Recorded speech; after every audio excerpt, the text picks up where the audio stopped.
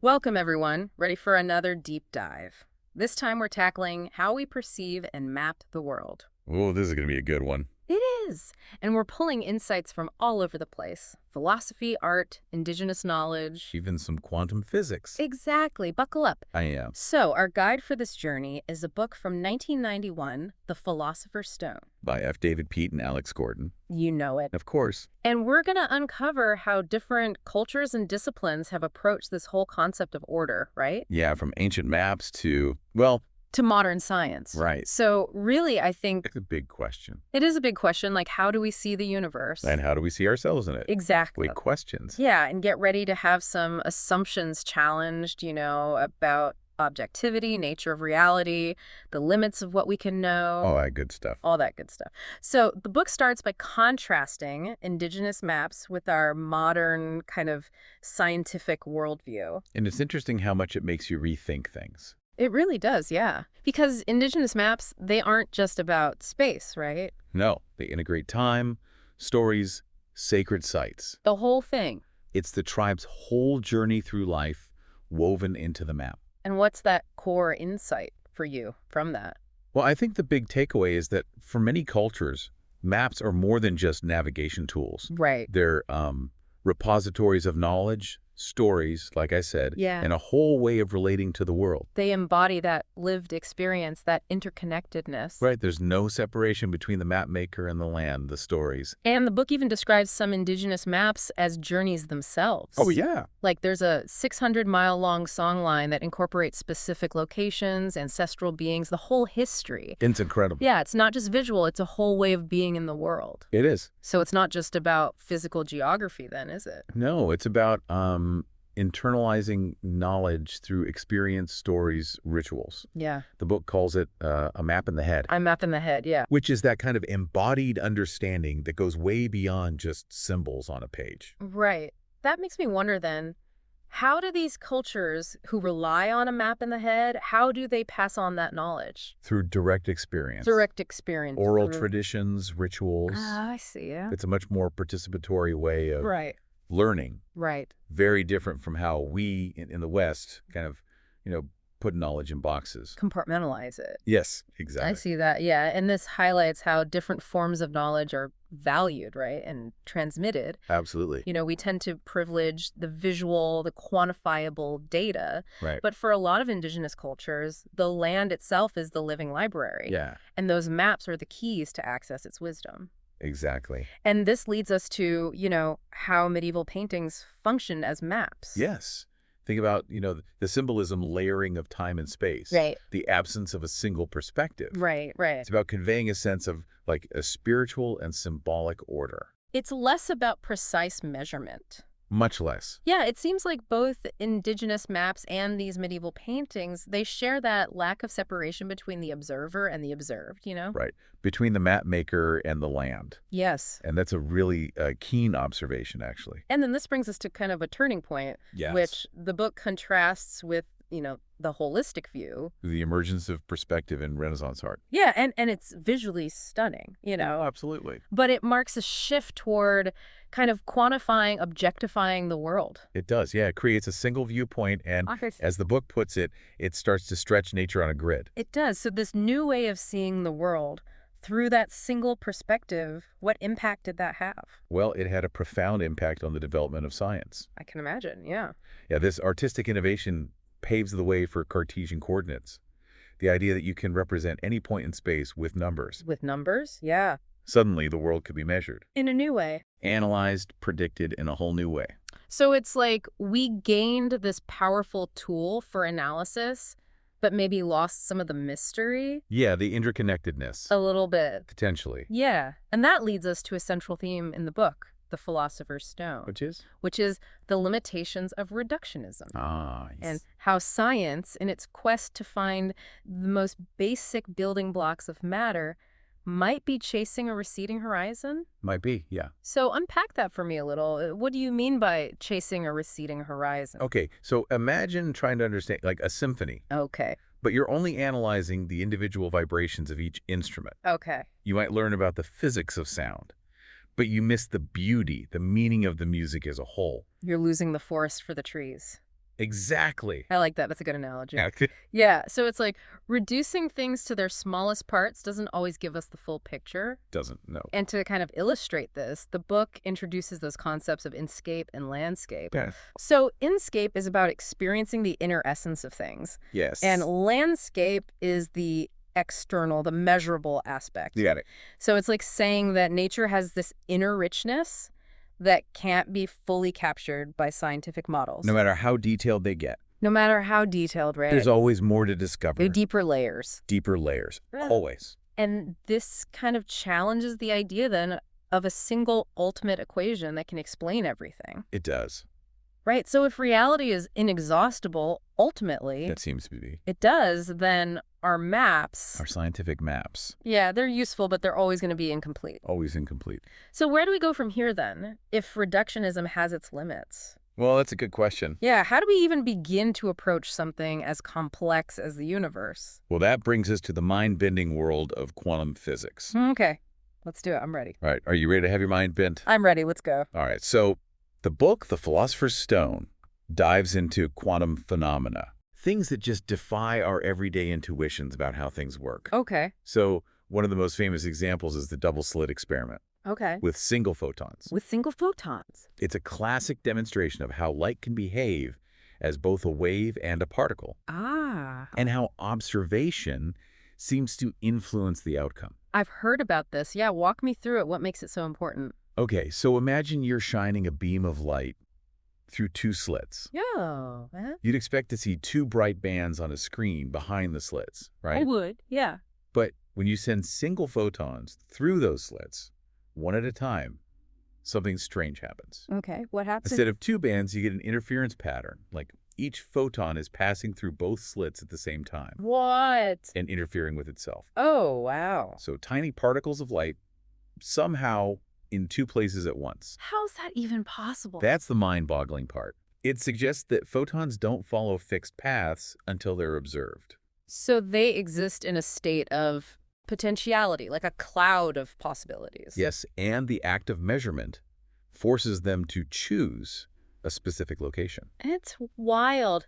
So what does this mean for our understanding of reality then? Is it all just a blurry mess of possibilities until we decide what's real?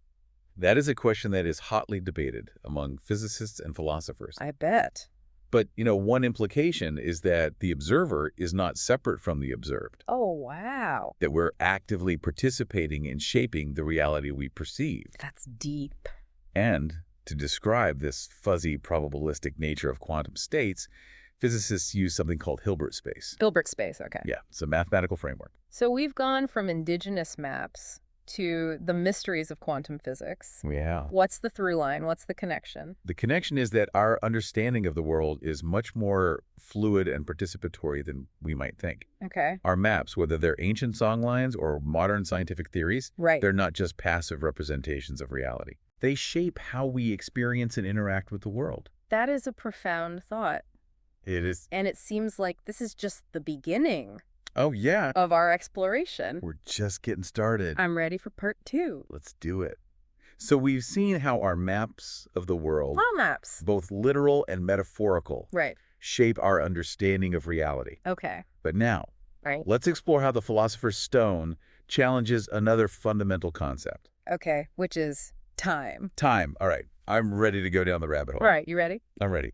So what does a book about maps and consciousness have to say about time? Yeah, exactly. Well, the book distinguishes between what physicists call unitary time Okay. and a more expansive, non-unitary view. Okay. Unitary time is essentially reversible, Okay. like a clock that can tick forward or backward. Uh-huh.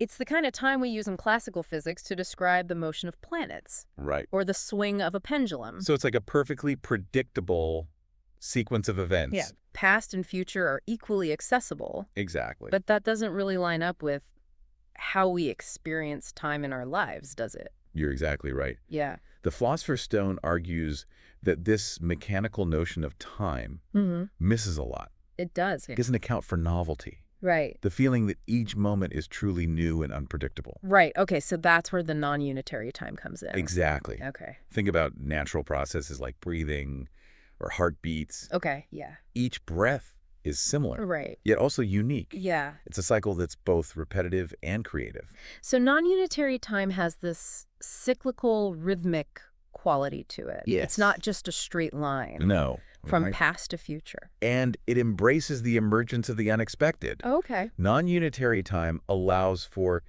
genuine spontaneity, Oh, yeah. for the possibility of something truly new coming into being. Yeah, it breaks with that deterministic view of the universe, It does. where everything's predetermined. Absolutely. It's a pretty radical idea. It is. It suggests that the future isn't set in stone, No, but is constantly being created in each present moment. it is. It makes you wonder, then, if the universe is constantly recrystallizing through these non-unitary transformations. Yeah. Why is there any continuity at all? That's a great question. Yeah, why don't we experience reality as just this chaotic jumble of fleeting moments? Well, the book explores this through the lens of chaos theory Okay. and something called strange attractors. Strange attractors, all right. So imagine a turbulent river. Okay, The flow seems random, right. unpredictable. Yeah. Yet, there are underlying patterns, these hidden attractors that shape its overall behavior. I'm trying to picture this strange attractor. Yeah. What does it actually look like? Well, it's not a physical thing you can see. Okay. It's more a mathematical concept. Okay. Imagine, like, a butterfly-shaped diagram in Okay. 3 dimensions, All right. and a point moving on that diagram. Uh-huh. Over time, that point will trace out a complex, seemingly random path, Okay. but it's confined to that butterfly shape. Right, so the shape is the attractor. Exactly. The underlying order within the seeming chaos. Precisely. So even in the midst of apparent chaos, Yes, there are subtle forms of order at play. there are. The book suggests that the universe might be similar, It does. constantly changing, yet guided by these underlying attractors. That create a sense of continuity. And stability Think about how we perceive patterns in our own lives. in our own lives, yeah. We might go through periods of upheaval and change, Right. but there are often recurring themes, underlying values, Mhm. or even just habits Right. that create a sense of personal identity over time. That's a good point. Yeah. It's like our own personal strange attractors Exactly. guiding us through life, even when things feel chaotic. Even when things feel chaotic. So this all seems to suggest that even with all the data in the world, Yeah, we might not be able to predict exactly how things will unfold. you're getting it. The book argues that this isn't a failure of our models, Okay. but a fundamental feature of complex systems. Gotcha. There's an inherent unpredictability woven into the fabric of reality. Okay, that's both liberating and a little unsettling. It is. It means we can't control everything, No, but it also opens up space for creativity it does. and surprise. Absolutely. So how do we approach this unpredictable reality then? Well, that's a good question. Yeah, how do we act in a world where we can't predict the consequences of our actions with absolute certainty? Well, that leads us to a new ethic of engagement with the world, Okay. what the book calls gentle action. Gentle action. It contrasts this with the traditional approach of trying to force outcomes through direct intervention. So instead of trying to control the river, Yes. we learn to navigate its currents. Exactly. We shift from a forceful approach To a more subtle one. to a more subtle one. Okay. The book uses the analogy of ripples versus splashes. Ripples versus splashes. Okay. A splash is a forceful, localized intervention, Right. while ripples spread out gently, Okay. creating a more diffuse Mhm. and often more effective impact. It's like choosing to nudge a system Yes. instead of trying to force it in a particular direction. Exactly. But how do we know where to nudge? That's a good question. Yeah, how do we find those subtle points of influence in a complex system? That's where listening comes in. The listening. The Philosopher's Stone talks about listening to the organization, Okay. both within ourselves Uh-huh. and in larger structures like businesses or communities. What does listening to the organization actually mean? Right. Can you give me an example? It's about paying attention to the feedback loops, Okay. the subtle signals that tell us how a system is responding to our actions. Gotcha. Are things moving in a positive direction? Right. Are there signs of resistance or unintended consequences? Yeah. It's about being open to new information Okay. and adjusting our course accordingly. Right. Instead of clinging to a rigid plan. So it's almost like we're applying the scientific method to our own lives Yes. and actions. You got it. We make an observation, we formulate a hypothesis, Right? we test it out, Uh-huh.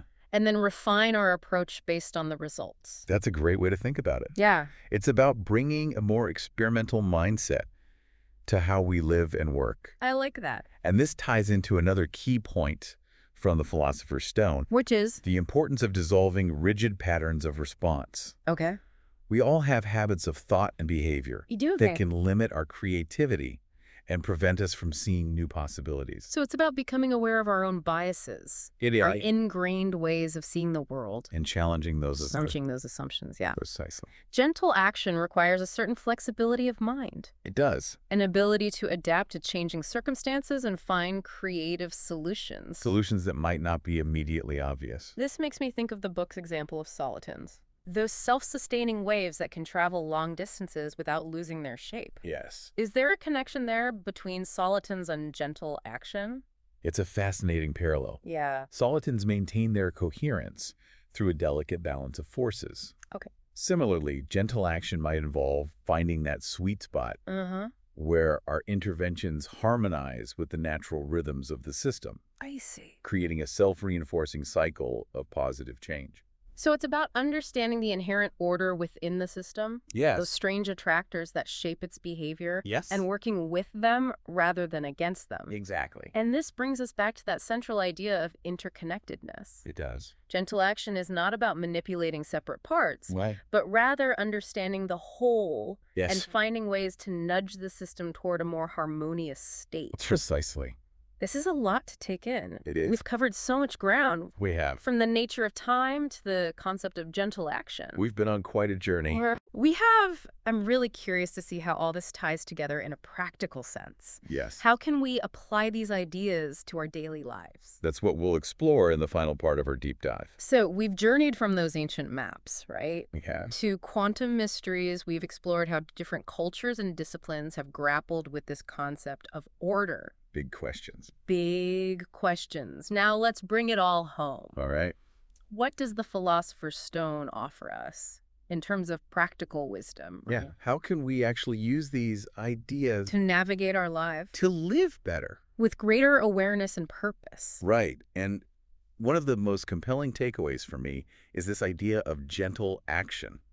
Right, which we talked about a bit before. We did. It's about recognizing that interconnectedness of things, right? Yeah. And acting in a way that respects the complexity of systems. Absolutely. Understanding that our actions have consequences that ripple outwards. Right. That we're all part of this larger web of relationships. So instead of trying to force our will on the world, we try to understand that web That subtle web Yeah. of relationship. and influence it with a lighter touch. Exactly. Remember that analogy of ripples versus splashes? Yeah. A splash is forceful and localized, Right. but those ripples spread out gently, Right. creating a much more diffuse, And often more a effective. more effective impact. That makes me think about how we respond to challenges in our own lives. Interesting. You know, do we react impulsively, create a big splash, maybe with unintended consequences? Right. Or do we pause, we listen to the situation, Right. and try to find a more nuanced approach? That's a great way to put it, yeah. Yeah, so gentle action, it's not about passivity. Yeah.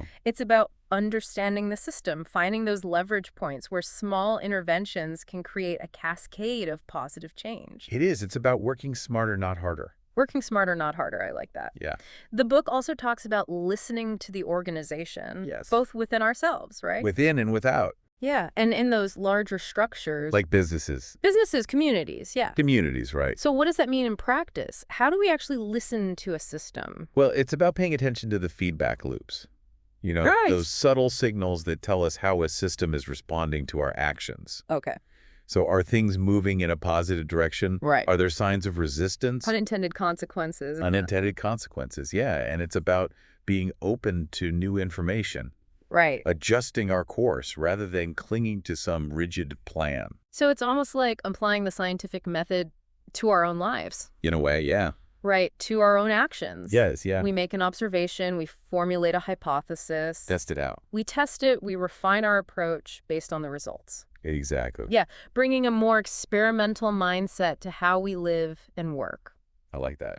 Me too. And this ties into another point from the Philosopher's Stone, Which is? that importance of dissolving those rigid patterns of response. Yes, absolutely. You know, we all have habits of thought and behavior. We do. We all have our routines. We do. That can really limit our creativity. And prevent us from seeing new possibilities. They can, yeah. So becoming aware of our own biases, Yes. our ingrained ways of seeing the world. And challenging those assumptions. Challenging those assumptions. Precisely. Gentle action requires a certain flexibility of mind, then. It does. That ability to adapt to changing circumstances, find those creative solutions. The ones that might not be immediately obvious. Right, right. And are there any, like, real-world examples of this gentle action in practice? Oh, there are so many. Like, can you think of any groups or organizations that are using this approach effectively? Well, think about the work of environmental activists Okay. who are focusing on regenerative agriculture, reforestation. Okay. They're working within the natural systems. Right. They're understanding that interconnectedness. Right, right. And they're finding ways to restore balance rather than just control or exploit nature. Right. They're working with the system, They are. not against it. Exactly. Yeah, that's a great example. Thanks. And it highlights that ethical dimension of gentle action. Yes, it does. It's not just about being effective, it's about acting in a way that aligns with our values. Absolutely. Recognizing that interconnectedness of everything. And The Philosopher's Stone isn't just a book of abstract ideas. Right. It's a call to action, really. Yeah. To live more consciously, ethically, and in harmony with the world around us. It's been an incredible journey exploring these ideas with you. It has. You know, we've seen how our maps of the world, ancient songlines, modern scientific theories, they shape our understanding of reality. They do. But the book reminds us that the map is not the territory. The map is not the territory. Our models, our theories, they can never fully capture the richness and complexity of the universe. And that's okay. And that's okay. It is. And that realization can be both humbling and liberating. It can, yeah. You know, it invites us to approach life with a sense of wonder, Curiosity. and a willingness to let go of our preconceived notions. Yeah, to embrace the mystery. Embrace the mystery, acknowledge there's always more to learn, and act with a sense of humility and interconnectedness. Well said. So this deep dive has been a powerful reminder that even amidst chaos and uncertainty, there's a deep order waiting to be discovered. There is. And that we can participate in shaping that order through our choices and actions. We can. No matter how small they may seem. Absolutely. Well, we hope this exploration has sparked your curiosity. I think it has. And inspired you to approach the world with a renewed sense of wonder. Renewed sense of wonder. And a commitment to gentle action. Gentle action. Who knows what you might discover Exactly. when you start paying attention. Listening to the whispers of the universe. And acting with a gentle touch. Thank you for joining us on this deep dive. It's been a pleasure. Until next time, keep exploring, keep questioning, and keep seeking those deeper connections that weave the fabric of our extraordinary universe.